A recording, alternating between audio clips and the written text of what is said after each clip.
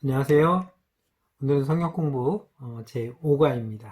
인생은 무엇입니까? 라는 주제로 이번 과목을 살펴보도록 하겠습니다. 먼저 하나님 말씀 전도서 3장 10절 말씀 보면 사람이 인생들에게 노고를 주사 애쓰게 하신 것을 내가 보았노라 하고 말씀합니다. 이런 얘기가 있습니다. 어떤 조종사가 비행학교에서 훈련을 받고 있었습니다. 훈련 교관은 늘 학생들에게 이렇게 가르쳤습니다. 비행기 조종석에 앉아서는 절대로 자신의 감각을 믿지 말라. 특히 악천후 속에서 비행할 때나 고도가 높아질 때, 그리고 공중의 한복판에서 항로를 이탈했을 때도 더욱 자신을 믿지 말라. 그때는 계기판을 믿어라 하고 그렇게 가르쳤습니다. 다른 조종사들도 마찬가지로 이 조종사 비행 감각에 대해서는 자신만만했습니다. 훈련을 통해서 이미 비행 감각을 키워왔기 때문에 시험 비행 때도 감각을 잃지 않고 의지하면서 무난히 비행에 성공했습니다. 한 번은 이 조종사가 비행기를 조종하며 가다가 좋지 않은 일기를 만났습니다. 앞뒤를 분간할 수 없는 짙은 안개 속에 갇히고 만 거죠. 이 조종사는 자신의 비행 지식을 총동원했지만 점점 더 오리무중으로 빠져들고 말았습니다. 방향조차 찾을 수가 없었죠. 그때 비행학교 훈련 교관의 말이 떠올랐습니다. 계기판을 보아라. 계기판을 믿고 따라가라. 자신이 느끼던 것과 계기판의 기록은 판이하게 달랐습니다. 이 조종사는 계기판을 보면서 방향과 고도를 잡고 침착하게 조종을 해서 곧 이 상황을 벗어날 수가 있었습니다. 인생길을 가는 동안 악천후와 같은 상황을 만날 때가 많이 있습니다. 그럴 때 우리는 내 지식과 경험을 의지하고 또한 나의 감각을 따라서 나아가는 경우들이 많이 있습니다. 그러나 우리 인생의 계기판은 내가 아니라 우리 하나님이 주신 하나님의 말씀이 우리 인생의 계기판이 될 수 있습니다. 이 말씀을 인생의 계기판으로 삼아서 말씀이 지시하는 방향으로 우리가 나아갈 때에 우리는 제대로 된 길을 잡고 나아갈 수가 있는 것입니다. 많은 철학자들이 인생에 대해서 이렇게 얘기합니다. 반성 없는 인생은 살 가치가 없는 것이다 라고 소크라테스가 말했고, 아인슈타인은 오직 남들을 위하여 산 인생만이 가치 있는 것이다 라고 그렇게 말했습니다. 또 유명한 철학자였던 아리스토텔레스는 인간은 태어나면서부터 지배하는가 혹은 지배되는가가 운명되어 있다라고 말했습니다. 셰익스피어는 인생은 불확실한 항해다라고 했고, 또한 후쿠자와 유키치는 인생은 연극과 같다. 훌륭한 배우가 거린도 되고 삼류 배우가 대감이 될 수도 있다. 어쨌든 지나치게 인생을 거북하게 생각하지 말고 솔직하게 어떤 일이든지 열심히 하라고 이렇게 조언해주고 있습니다. 롤랑이라는 사람은 인생은 왕복 차표를 발행하지 않는다. 일단 떠나면 다시는 돌아오지 못한다라고 그렇게 얘기를 했습니다.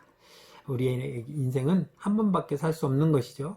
또한 유명한 톨스토이는 인생의 참된 목적은 영원히 생명을 깨닫는 데 있다라고 말했고, 또한 셰익스피어가 인생을 해롭게 하는 비애를 버리고 명랑한 기질을 간직하라고 이렇게 얘기했습니다.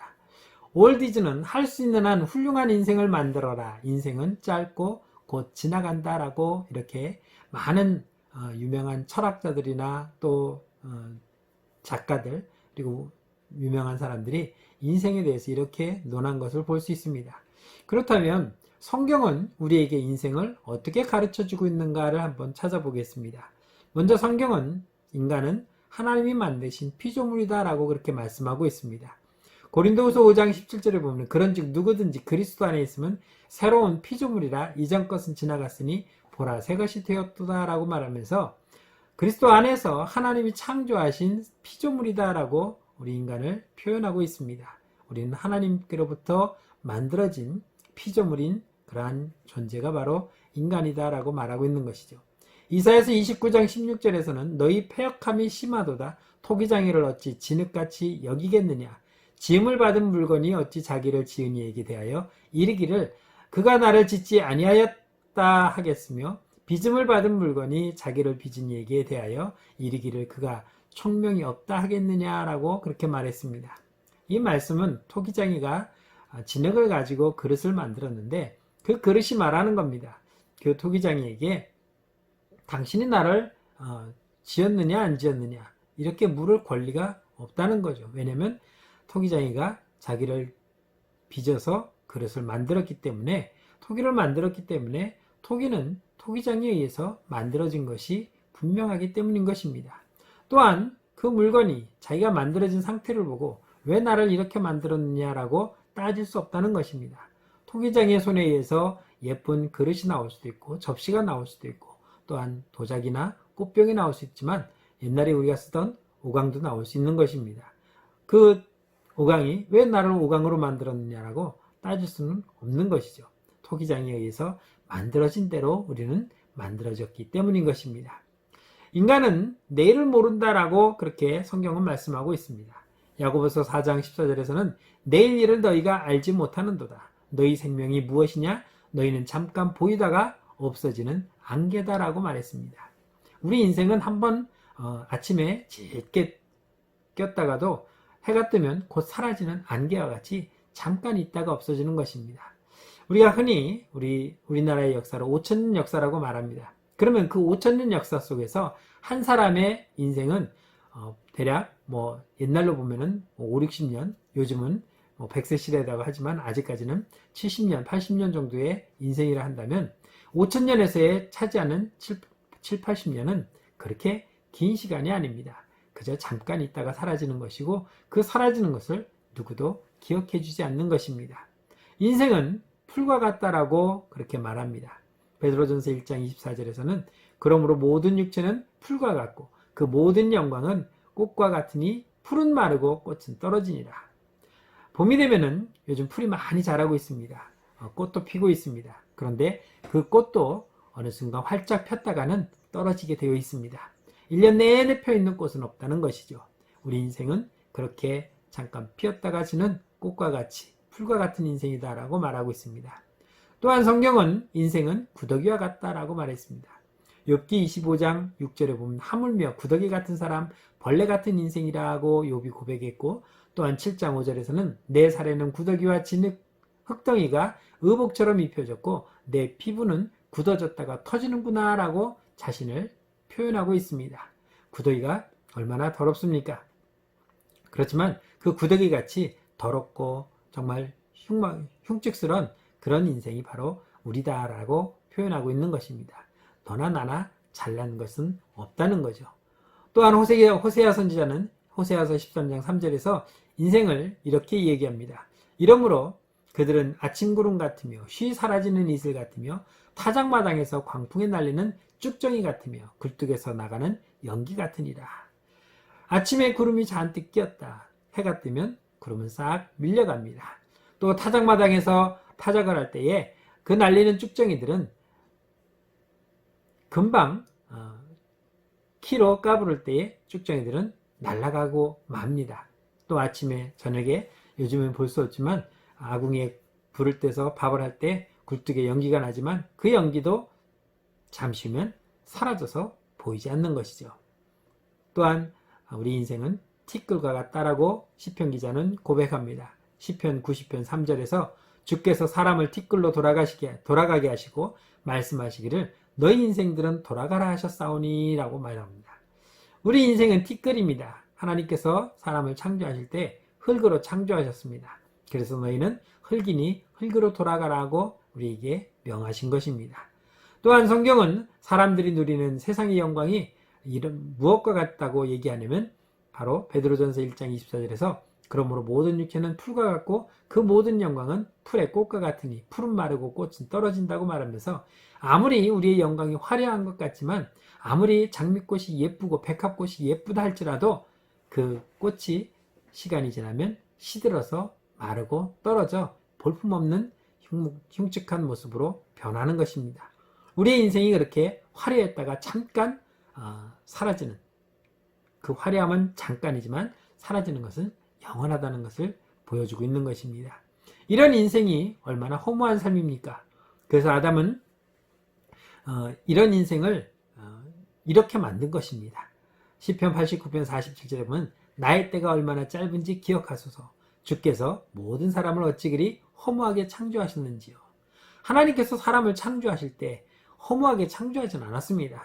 또 창조하셨을 때 우리 인생이 그냥 몇십 년 살다가 100년, 200년 살다가 죽는 그런 인생으로 창조하진 않았습니다. 그런데 아담이 하나님과의 언약을 파기함으로 말미암아 죄를 지음으로 죄의 대가로 우리가 죽게 된 것이죠. 그렇기 때문에 아담 때문에 우리의 인생이 이렇게 허무하게 된 것이지 하나님께서 우리의 인생을 허무하게 창조하신 것은 아니라는 것이죠. 그렇기 때문에 우리는 아담의 원죄 때문에 이렇게 우리의 인생이 허무한 삶이 되었다는 것을 이야기합니다. 또한 허무한 것은 인생의 생명이 짧기 때문이라고 그렇게 표현합니다. 많은 사람들이 오래 살기를 원합니다. 중국의 진시 황제가 불로초를 구해서 영원히 살기를 원했지만 그도 더 짧은 나이에 세상을 뜨고 말았죠. 야고보서 4장 14절에 내일 일을 너희가 알지 못하는도다. 너희 생명이 무엇이냐? 너희는 잠깐 있다가 보이다가 없어지는 안개다라고 했습니다. 하루 종일 몇 날 며칠 보일 것 같은 그 안개지만 해만 뜨면은 금방 사라지고 마는 그런 인생이 바로 우리의 허무한 인생이다라고 말하고 있습니다. 또한 왜 우리의 인생을 허무하다고 말하냐? 죽기 때문입니다. 오래 살지 못하고 일정 기간이 되면은 우리는 다 죽게 되어 있습니다.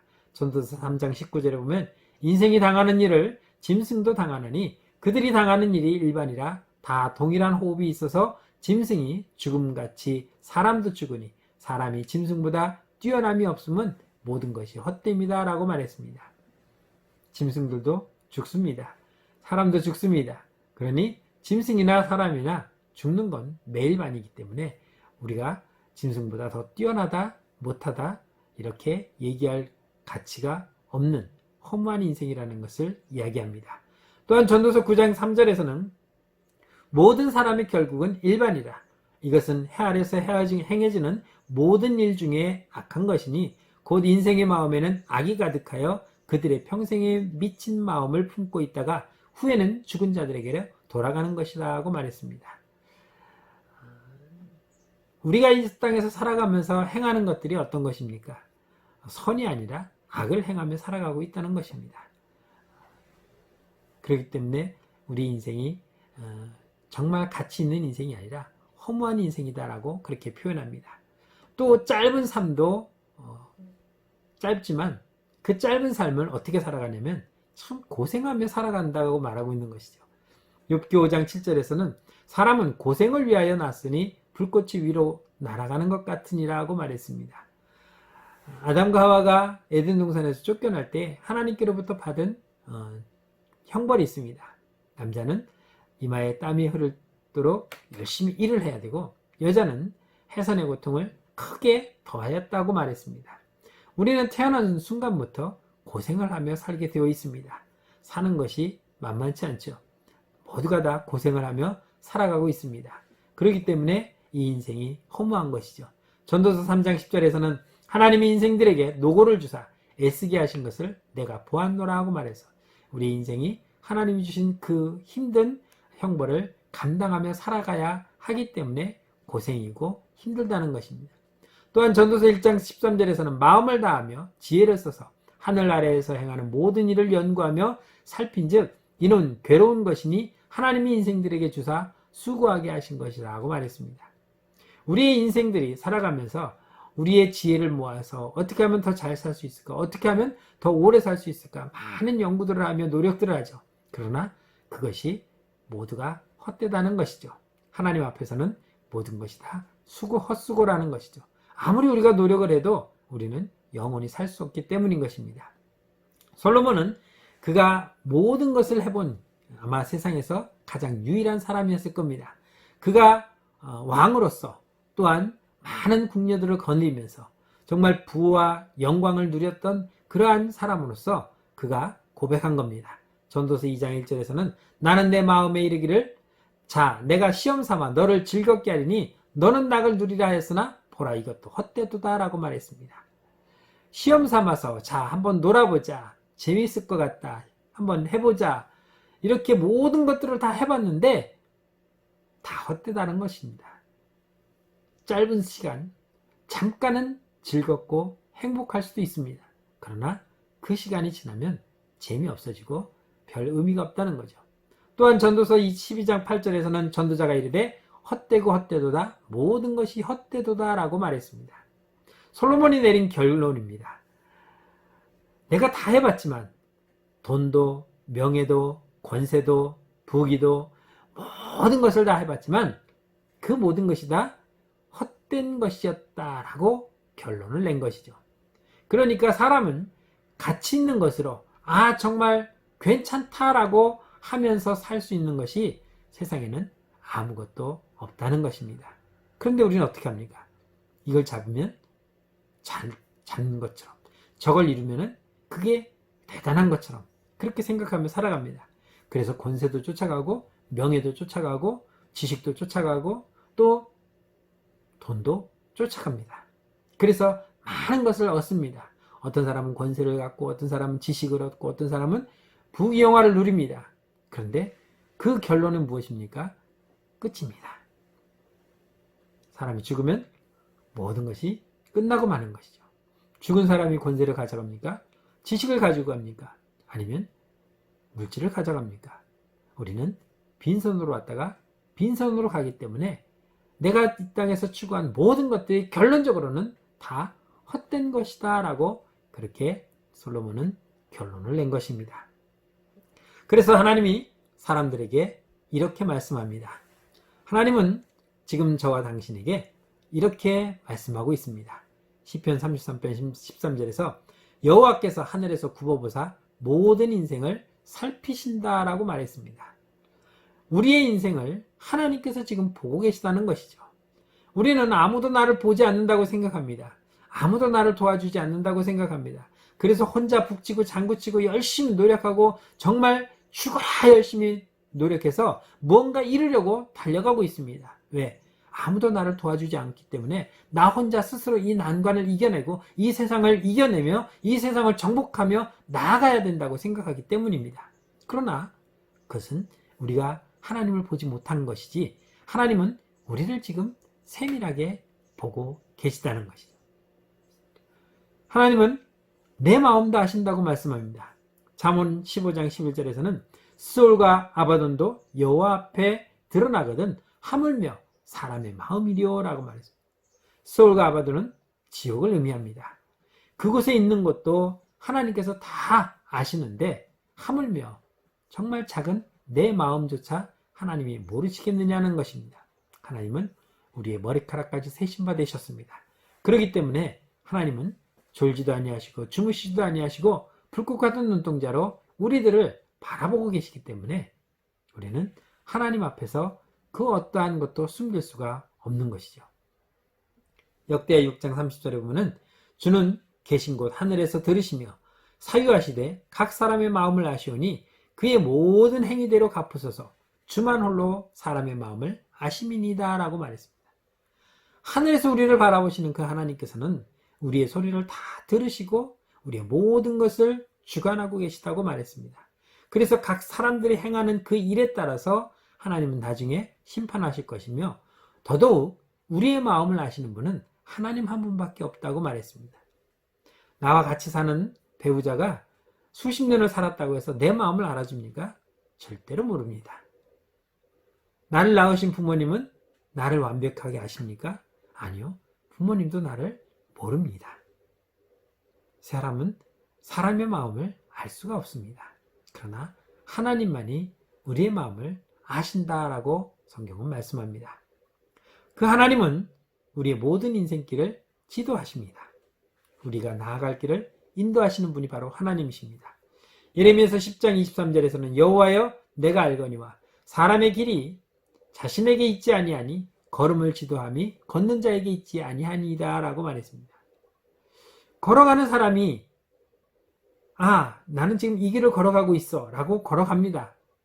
내 의지대로 걸어가는 것처럼 느껴지지만 하나님이 우리의 발걸음도 인도하신다는 것입니다.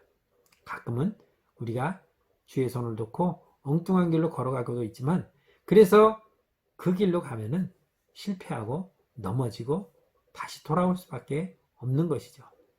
잠언 3장 6절에서는 너는 범사의 그를 인정하라. 그리하면 내 길을 지도하시리라.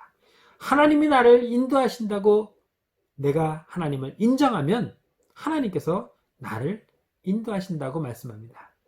제가 자주 쓰는 비유지만 어디 목적지를 가기 위해서 버스를 타든 비행기를 타든 택시를 타든 우리가 탔다고 한번 생각해 보시죠. 내가 운전하는 것이 아니라 나는 그 차에 올라탄 것이고 그 기차에 올라탄 것이고 그 비행기에 탄 것입니다. 그러면 내가 가고자 하는 방향의 그 기차나 비행기나 자동차를 탔다면 기사가 그 목적지까지 나를 안전하게 데려다 줍니다. 그런데 길도 잘 모르는 내가 한번 가보겠다고 내가 운전해서 갑니다. 초행길이기 때문에 가다 보면 여기도 살펴보고 저기도 살펴보고 두리번 하면서 내가 처음부터 끝까지 온갖 신경을 다 쓰며 가야 할 것입니다. 지금이야 내비게이션이 있어서 길을 잘 안내해 주지만 내비게이션이 없다고 한번 생각해 보십시오. 옛날처럼 내비게이션이 없다면 우리는 물어 가야 될 것이고 또한 지도책을 가다가 쉬면서 보고 또 보고 그렇게 찾아가야 할 것입니다. 얼마나 힘듭니까? 그러나 택시를 타든 기차를 타든 비행기를 타든 아니면 자가용을 타도 내가 운전하지 아니하고 그 차에 기사에게 맡겨놓으면 나를 목적지까지 안전하게 데려다 줍니다. 그래서 우리는 하나님을 인정하고 하나님께서 내 길을 인도하여 주십시오라고 내 운전대를 맡기면 우리 하나님은 나의 길을 그 목적지까지 선한 길로 이끌어 가신다는 것이죠. 하나님은 이렇게 우리의 인생을 자기 자신에게 의지하지 말라고 말씀합니다. 왜 그렇습니까? 시편 146편 3절에 보면 귀인들을 의지하지 말며 도울 힘이 없는 인생도 의지하지 말지니라. 자, 나의 가장 친한 친구라고 믿었던 그 친구를 믿고 따라갔는데 친구가 나에게 사기를 쳤어요. 나의 부모님이 나를 정말 잘해주시고 잘 길러주셨어요. 그런데 때로는 부모님도 나를 이용하십니다. 형제들도 마찬가지고. 그러니 우리가 믿을 수 있는 사람이 누가 있겠습니까? 세상에서는 믿을 사람이 없습니다. 우리가 믿어야 할 분은 오직 하나님 한 분밖에 없는 것이죠. 사람의 영혼이 하나님의 손에 달려있기 때문입니다. 욥기 12장 10절에서 모든 생물의 생명과 모든 사람의 육신의 목숨이 다 그의 손에 있느니라 고 말했습니다. 예수님은 마태복음에서 참새가 한 아사리온에 팔려가는 것이 또 참새가 포수에 의해서 떨어지는 것이 하나님의 뜻에 있다라고 말했습니다. 참새 한 마리의 목숨도 하나님이 허락하지 않으면 떨어지지 않는다는 것이죠. 하물며 당신의 형상으로 지음받은 사람, 그 사람을 하나님께서 어떻게 외면할 수 있겠습니까?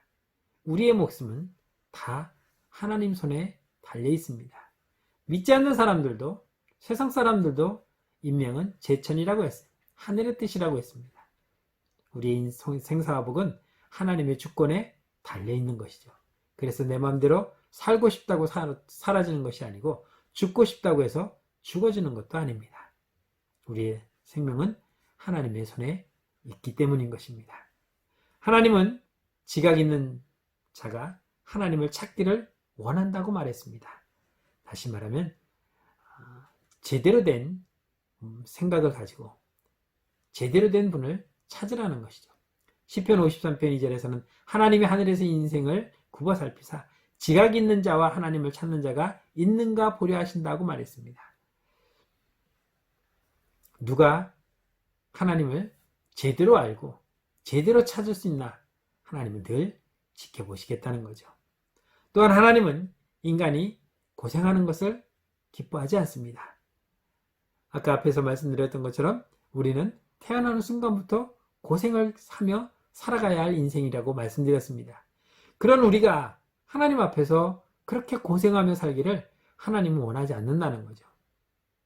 하나님은 우리가 죄를 지었기 때문에 그 죄값으로 남자는 이마에 땀이 흐르도록 부지런히 일을 해야 먹고 살 수 있고, 여자는 해산하는 고통을 크게 더하여 주었습니다.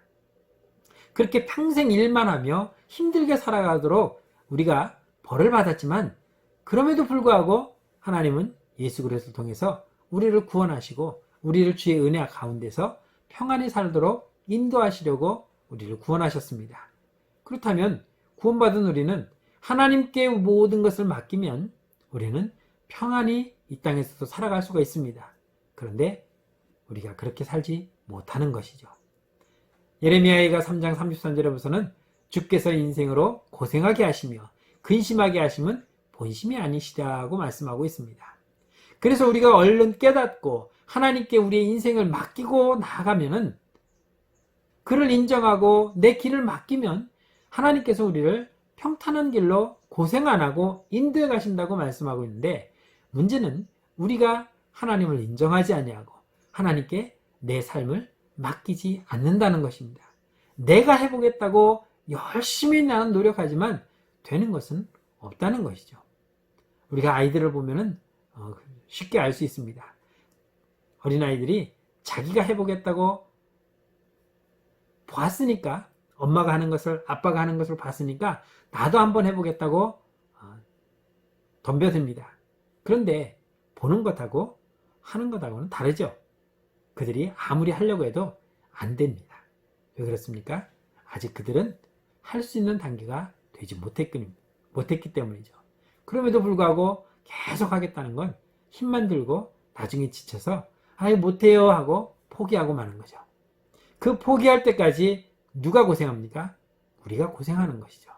하나님, 우리가 그렇게 스스로 고생하기보다는 아버지, 저 이건 못해요, 해주세요 하고 하나님께 맡기기를 원하고 있다는 것입니다.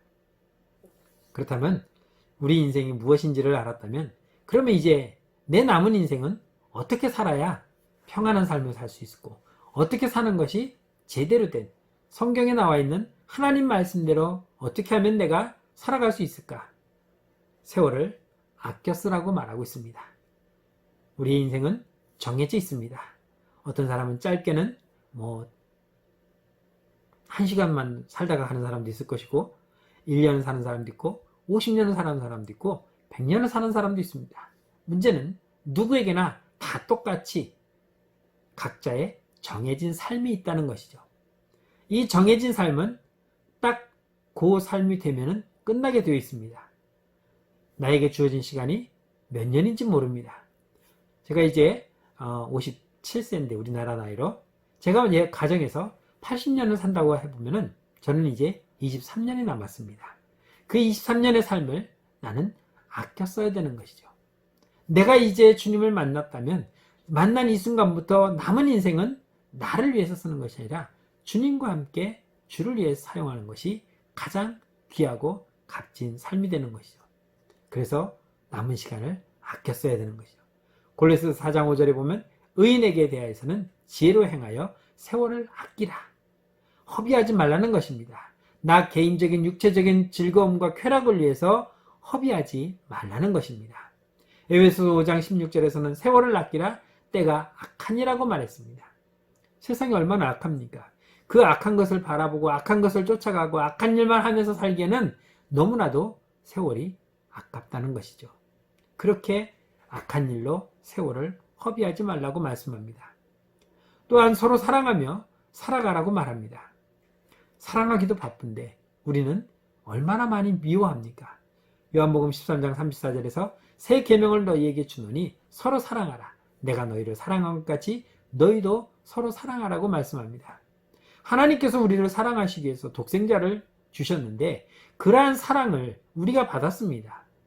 그렇다면 이제 너희도 너희끼리 서로 사랑하며 살라고 말씀하고 있습니다.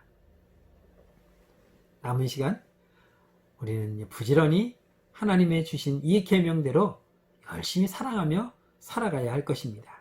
그것이 우리에게 주어진 값진 삶이 되는 것이죠. 베드로전서 4장 8절에서는 무엇보다도 뜨겁게 서로 사랑할지니 사랑은 허다한 죄를 덮느니라고 말했습니다. 하나님께서 우리를 사랑하심으로 말미암아 우리의 그 모든 죄를 그 사랑으로 덮으셨습니다. 그렇기 때문에 우리가 구원이라는 선물을 얻게 된 것입니다. 하나님 우리를 사랑한 것처럼 너희도 이렇게 뜨겁게 정말 내 이웃을 내 몸과 같이 사랑하라고 우리에게 말씀합니다. 요한일서 4장 12절에서는 어느 때나 하나님을 본 사람이 없으되 만일 우리가 서로 사랑하면 하나님이 우리 안에 거하시고 그의 사랑이 우리 안에 온전히 이루어진다고 말했습니다. 저도 하나님을 본 적은 없습니다. 다른 사람도 마찬가지입니다. 그런데 우리가 하나님을 보지 못했기 때문에 하나님이 없느냐? 아니요. 하나님을 볼 수 있는 방법이 있습니다. 하나님을 느낄 수 있는 방법이 있습니다. 그것은 하나님의 계명이 나에게서 이루어질 때에 하나님이 내 안에 존재해 계신다는 걸 알 수 있습니다. 상대방이 내가 주는 사랑을 받으면서 저 사람은 어떻게 나를 저렇게 사랑할 수 있을까? 야, 이건 신이 아니면 할 수 없는 사랑이야 라고 생각한다면 그 사람이 느끼는 그 신은 누굴까요? 바로 하나님이십니다. 그래서 우리는 나를 통해서 내 삶을 통해서 내 속에 있는 예수 그리스도를 상대방에게 보여주어야 돼요. 이게 바로 전도입니다. 그래서 그 상대방이 나에게서 예수 그리스도를 발견하고 봄으로 말미암아 그가 예수를 영접할 수 있도록 우리는 하나님 말씀대로 살아가야 하는 것이죠. 현재 주어진 형편에 우리는 감사해야 됩니다. 데살로니가전서 5장 18절에 범사에 감사라 이것이 그리스도 예수 안에서 너희를 향하신 하나님의 뜻이니라고 말했습니다. 자, 내가 감사하며 살아가는 것은 하나님의 뜻입니다. 그렇다면 우리는 하나님 감사합니다, 감사합니다고 살아가야 되는데 한번 생각해 보십시오. 지금 나는 땡전한 이유 없는 거지예요. 그러면 내가 감사할 수 있는 게 뭐가 있겠습니까? 거지가 뭐 감사하겠어요? 그러나 그 형편에서도 하나님 감사합니다. 비록 내가 물질은 없지만 오갈 데 없는 신세지만 그래도 내가 하나님의 은혜로 오늘 하루 이 생명을 갖고 있음을 나는 감사합니다. 내가 처한 형편에서 감사하는 거죠. 꼭 재물이 많아야, 꼭 내 남편이 승진을 해야, 내 아이가 좋은 대학에 들어가야만 감사할 수 있습니까? 그것은 누구나 다 할 수 있는 거예요. 절에 다니는 사람도, 이단 사이비 종교에 빠져 있는 사람도, 신이 없다고 무교로 살아가는 사람도 그런 것에 감사하는 것은 다 할 수 있습니다. 그렇다면 우리는 어떤 감사를 해야 될까요? 아무것도 없는 것에서 감사하는 거죠. 하박국 선지자가 외양간에 소가 없고 우리의 양이 없어도 포도나무에 포도가 없어도 나는 여호와로 인하여 즐거워한다고 고백했습니다. 아무것도 없지만 하나님이 나와 함께 하시기 때문에 나는 그것으로 기쁘고 감사하다고 고백하고 있는 것입니다. 골로새서 3장 15절에서는 그리스도의 평강이 너희 마음을 주장하게 하라. 너희는 평강을 위하여 한 몸으로 부르심을 받았나니 너희는 또한 감사하는 자가 되라고 말씀하고 있습니다. 주님이 내 마음을 주장하고 계시기 때문에 우리는 이제 더 이상 걱정할 것이 없습니다. 주님이 내 안에 계시기 때문에 나는 참 평강을 누리며 평안함을 누리게 되는 것입니다. 그렇기 때문에 우리는 감사할 수가 있는 것이죠. 오늘은 다시 오지 않는 날입니다. 오늘은 내게 주어진 모든 날의 첫날입니다. 이 날부터 우리는 기쁘게 살아가야 합니다. 야고보서 1장 2절에서는 내 형제들아 너희가 여러 가지 시험을 당하든 온전히 기쁘게 여기라고 말했습니다. 시험을 당하는 것을 오히려 기뻐하라. 공부 못하는 애들은 시험을 본다면 불안해합니다. 왜 또 시험 봐요? 시험 범위 좀 줄여주세요. 근데 공부 잘하는 애는 시험이 두렵지 않습니다. 시험이 즐겁습니다. 왜? 이 시험을 보고 나면 나는 상을 받으니까.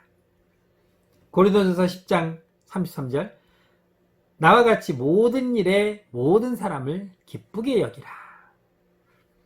모든 일, 모든 사람을 다 기쁘게 여기라는 것입니다. 그렇게 하면은 자신의 유익을 구하지 아니하고 많은 사람의 유익을 구하여 그들로 구원을 받게 한다고 말씀합니다. 내가 행하는 것, 내가 사람을 기쁘게 함으로 그 사람도 구원을 얻을 수가 있다는 것이죠. 빌립보서 4장 4절에서는 주 안에서 항상 기뻐하라. 내가 다시 말하노니 기뻐하라고 말했습니다. 내가 주 안에 산다면, 내가 예수를 믿고 산다면 나는 항상 기쁘게 살아야 돼요. 왜? 근심 걱정이 없기 때문에. 주님께 다 맡겼더니 주님께서 내 길을 인도하시고 내 부족한 걸 채워주시고 내 문제들을 해결하여 주시고 나와 늘 함께 하시면서 나를 도와주시는데, 나를 지켜주시는데 내가 무슨 근심 걱정이 있겠습니까? 주님이 나와 함께 하지 않는다면 나는 먹을 걱정해야 되고 입을 걱정해야 되고 마실 걱정해야 되며 남편 걱정해, 자녀 걱정해, 시집 걱정해, 친정 걱정해, 또 내가 아는 사람들의 걱정해. 우리는 늘 이 걱정 속에서 불안하며 살아갈 수밖에 없는 것입니다. 그런데 하나님께서 내 남편의 인생을 인도해 주시고 내 자녀의 인생을 인도해 주시고 내 삶의 길을 인도해 주시고 내 가족과 내 형제자매, 내 이웃의 모든 것들을 다 주관하여 주셔서 인도해 주시는데 내가 신경 써야 할 모든 것들을 주님이 다 맡아주셨는데 내가 무슨 걱정을 합니까? 그러니 내가 할 수 있는 것은 기뻐하는 것입니다. 이것이 예수 믿는 자와 믿지 않는 자의 차이인 거죠. 나는 항상 기뻐하며 살아가는 것입니다. 이렇게 우리의 욕심을 버리고 살아갈 때에 모든 것을 내려놓을 때에 우리는 이 땅에서 참된 행복을 누리게 되는 것이죠. 그러기 위해서는 내 마음을 비워야 됩니다. 내 자신을 내려놓아야 됩니다. 내가 내 인생을 사는 것이 아니라 이제는 내가 주님의 인생을 살아가는 것이고 주님이 나를 인도해 가시는 대로 나는 따라가는 것입니다. 그것이 바로 참된 행복을 누리는 삶이 되는 것이죠. 야고보서 1장 15절에서는 욕심이 잉태한 즉 죄를 낳고 죄가 장성한 즉 사망을 낳느니라고 말했습니다. 세상의 모든 사람들은 다 욕심이 있습니다. 남편 욕심, 아내 욕심, 자신 욕심, 부모 욕심, 또 승진 욕심, 물질의 욕심 얼마나 많습니까? 내가 결혼했음에도 내 남편보다 더 멋진 남편을 바라보면 나도 저 남자와 결혼했으면 얼마나 좋을까 그런 생각하죠. 내가 결혼했음에도 예쁜 영화배우 같은 아주 아름다운 여인 나오면 나도 저런 여자 결혼했으면 얼마나 좋았을까. 내 아이보다 다른 아이들이 더 공부 잘하면 왜 우리 집에는 왜 이렇게 못할까. 제가 내 아들이었으면 얼마나 좋을까. 다 욕심이 있습니다. 10억을 벌고 싶다. 10억을 벌었습니다. 그러면 끝입니까? 그 다음에 20억을 벌고 싶고 50억을 벌고 싶고 100억을 벌고 싶습니다. 끝이 없습니다. 그런데 그러한 욕심들이 커지면 커질수록 무엇이 되냐면 죄가 된다는 것입니다. 나도 부자가 되고 싶다. 그런데 현실은 될 수가 없습니다. 왜냐하면 정상적인 삶을 살면은 부자가 못 돼요. 그런데 나도 50억, 100억을 얻기 위해서는 부정한 방법을 사용할 수밖에 없는 거죠. 그게 바로 죄입니다. 부자가 되겠다는 욕심이 죄를 만들고 그 죄가 점점 더 커져서 나중에는 많은 사람들을 파탄에게 이르게 하는, 그래서 결국은 자기 자신도 사망에 빠지게 된다고 말하는 것이죠. 그래서 우리는 주 안에서는 욕심을 버려야 됩니다. 왜냐하면 이 세상의 모든 것이 하나님의 것이기 때문에 내가 하나님의 자녀가 된 이상 그 모든 것은 누구의 것입니까? 나의 것입니다. 야고보서 4장 2절에 너희는 욕심을 내어도 얻지 못하며 살인하며 시기하여도 능히 취하지 못하므로 다투고 싸우는도다. 너희가 얻지 못하면 구하지 아니하기 때문이요 라고 말했습니다. 우리가 아무리 욕심을 내고 그것을 갖겠다고 다툼을 해도 우리는 가질 수 없습니다. 그렇다면 가질 수 있는 방법은 무엇입니까? 기도하는 것입니다. 하나님, 제가 이것이 필요합니다. 하나님, 저의 길을 이렇게 인도해 주십시오. 하나님, 저의 것을 이렇게 만들어 주십시오. 기도하면 이루어지는 것인데 기도하지 아니하고 내가 하려고 하니까 안 되고 안 되다 보니까 욕심을 내고 욕심을 내다 보니까 죄를 짓게 되는 것입니다. 우리의 삶은 주님 앞에 맡겨놓은 삶입니다. 그 맡겨놓은 삶은 철저하게 주님께 맡겨놓으십시오. 그것이 행복한 삶을 살아가는 유일한 방법입니다. 하나님은 이스라엘 백성들을 애굽의 종살이에서 가나안 땅으로 인도해 내셨습니다. 그 가나안 땅은 젖과 꿀이 흐르는 정말 좋은 땅입니다. 현대를 살아가는 오늘 우리도 마찬가지입니다. 우리도 다 같이 정말 누구나 행복하게 그리고 좋은 환경에서 살아가고 싶은 마음은 다 똑같을 것입니다. 그렇게 살기 위해서는 필요한 것들이 많이 있겠죠. 그러나 그 필요한 것을 세상 사람들은 돈과 명예와 권세에서 찾지만 우리는 주님에게서 찾아야 됩니다. 그러한 행복을 얻기 원한다면 우리는 주 안에 들어가야 하는 것입니다. 교회는 영혼만 구원하는 장소가 아닙니다. 우리의 육신도 구원하는 장소입니다. 우리가 믿는 예수 그리스도에 대한 신앙생활을 배우고 은혜를 받으면 그래서 우리는 교회 안에서 더 하나님 앞에 충성하며 살아갈 수 있게 되는 것입니다. 그 사람이 믿음이 크다, 그 사람이 하나님을 사랑한다, 이것은 그 사람이 얼마나 신앙생활을 잘 하고 있느냐에 따라서 달라집니다. 하나님의 자녀가 되었다면 하나님의 말씀대로 살아야 합니다. 하나님 우리에게 뭐라고 말씀합니까? 주의를 지키라고 말씀합니다. 살인하지 말라고, 간음하지 말라고, 도적질하지 말라고 우리에게 말씀하셨습니다. 또 하나님께 기도하라고 말씀하셨고 하나님 말씀을 듣고 실천하라고 말씀하고 있습니다. 내 앞에 나올 때는 빈손 오지 아니하고 예물을 준비하라고 말했습니다. 모든 것은 내가 너희에게 주었으니 너희는 받은 것의 10분의 1을 나의 것으로 알고 11조를 드리라고 말했습니다. 범사에 감사하라고 했습니다.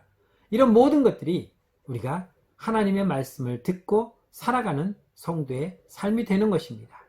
이런 것을 철저하게 지켜가는 것이 하나님 앞에 믿음으로 살아가는 것이고 하나님을 사랑하며 살아가는 삶이 되는 것입니다. 그러나 이런 것들을 지키지 아니하는 것은 하나님을 사랑하는 것이 아니라 하나님을 오히려 저주하고 원망하고 불평하는 삶이 되는 것이죠. 우리가 믿음 생활을 잘하면은 열심히 하다 보면 하나님께서 우리를 얼마나 사랑하고 있는지, 우리를 얼마나 귀하게 여기는지를 우리는 알 수가 있는 것입니다. 그렇게 되면은 하나님의 복을 이 땅에서도 받고 이 땅에서도 우리의 영혼과 육신이 하나님의 은혜 가운데 축복을 누리며 살아갈 수 있는 것입니다. 하나님은 당신을 사랑하십니다. 그리고 당신이 행복하게 살아가는 것을 하나님은 기뻐하십니다. 이러한 삶이 하나님의 은혜 가운데 날마다 지속되기를 주님의 이름으로 축복합니다. 오늘 제5과 말씀을 우리가 살펴보았습니다. 우리 인생은 무엇입니까? 우리 인생을 당신은 무엇이라고 정의할 수 있습니까? 성경에서 말하는 것처럼 아무것도 아닌 잠깐 있다 없어지는 안개와 같이 또 나그네와 같이 꽃처럼 활짝 피어서 아름다움을 보여주는 것처럼 화려하지만 잠시 후에는 또 져서 떨어지는 것처럼 우리는 별것 아닌 인생을 살아가고 있습니다. 이 인생은 천년만년 사는 것도 아니고 길어야 성경대로 하면은 너의 인생이 60, 70이요 강건하면 80이라고 했습니다. 보편적으로 이 선에서 10년, 20년 더 늘어나겠지만 우리에게는 언젠가 다 종말이 온다는 것입니다. 그런 한정된 삶을 살아가는 우리가 이 땅에서 정말 가치 있고 귀하게 살기를 원한다면 우리는 하나님께 모든 것을 다 맡겨 놓아야 합니다. 세상에 있는 부귀영화, 권세 다 가진다고 해서 다 행복하고 다 잘 사는 건 아닙니다. 솔로몬은 그 모든 것을 다 경험해 본 자로서 그가 마지막 결론은 모든 것이 다 헛되다고 말했습니다. 누구나 가치 있는 인생을 살고 싶어 합니다. 모두가 의미 있는 삶을 살고 가기를 원합니다. 그렇다면 그 의미 있는 삶은 어디에서 찾을 수 있습니까? 주 안에서 찾을 수 있습니다. 이제부터라도 우리의 남은 인생을 주님과 함께 주님께 맡기고 주님이 원하시는 믿음의 삶, 세월을 아끼며 서로 사랑하며 그리고 언제 어디서든 정말 후회 없는 그러한 삶을 살아갈 수 있도록 오늘 우리가 최선을 다해서 기뻐하며 감사하며 내 자신을 내려놓을 수 있는 믿음의 삶으로 살아가는 복된 삶이 되기를 주의 이름으로 축원합니다. 기도하겠습니다. 참 좋으신 하나님 은혜를 감사합니다. 아무것도 아닌 인생이 정말 위대한 인생처럼 착각하며 살아온 우리의 잘못을 주님 용서하여 주시고 이제부터라도 정말 내가 하나님이 아니면 살아갈 수 없는 그러한 존재라는 것을 깨닫게 하여 주시고 언제나 주님 말씀대로 주님 뜻 가운데서 살아갈 수 있는, 그래서 이 땅에서 주님이 주시는 참된 행복을 누리며 살아가는 복된 삶이 되게 하여 주옵소서. 예수님의 이름으로 감사하며 기도드렸습니다. 아멘. 수고하셨습니다. 이제 또 한 주간 이 말씀을 붙들고 살아가시고 다음 주에도 다시 또 새로운 말씀으로 만나겠습니다. 평안하시기 바랍니다.